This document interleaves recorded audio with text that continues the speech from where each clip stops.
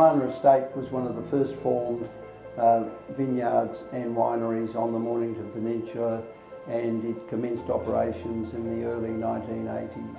In the late 1990s, Dromana estate moved to the Turong property and underwent a major expansion with the planting of some 50 acres of vines and a new production facility. The Dromana estate team over the last 30 years has been a very significant premium wine producer on the Mornington Peninsula. Recent awards for Dromana estate include the Mornington Peninsula #1 winery for 2017. Our future plans include the planting of additional vines and also using cutting-edge technology to further improve the quality of our wines. The history of Turong dates back thousands of years and is known to have been sourced by the Aboriginals who travelled and located themselves in the Mornington Peninsula. In the early 1840s, the British settlers arrived in Australia. William Thomas, one of those, is known to have travelled around the Mornington area with local tribes. He located himself and found and built this station and hut, which he named as Turong. In 1982, the land was turned into a winery and was one of the most influential wineries in the Mornington Peninsula area.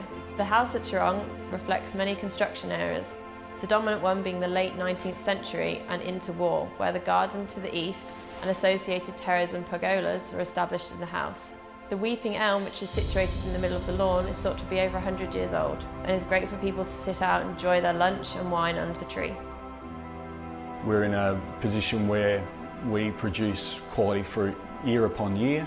Our positioning at the northern end of the peninsula makes us one of the earlier fruiting areas of the Mornington Peninsula, and so our vintage will look to be starting towards the middle to end of February. Typically, our vines crop at around 3 to 4 tonne to the acre. In terms of the winemaking aspect, our philosophy here has always been a minimal intrusion into winemaking, so we try to keep our inputs in terms of chemicals and other winemaking materials to a minimum, to try and allow the fruit to really reflect the time and place, which is a French term called terroir. It's a method and a philosophy which was already in place when I started here, and it's something which we're all fairly determined to keep rolling along, because we think it produces wines which are truly reflective of time and place, and that is a unique feature of winemaking on the Mornington Peninsula, as opposed to particularly places that I've worked previously where the inputs are much greater.